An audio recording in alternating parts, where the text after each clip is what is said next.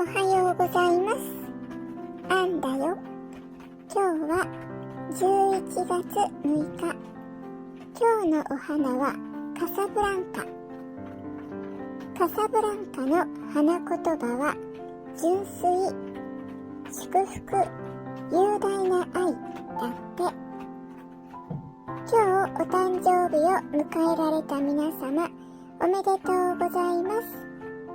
素敵な一日でありますように。朝から爪研ぎをしていたのはリンリン。リンリンの爪研ぎの音も大きくなってきました。それじゃまたね。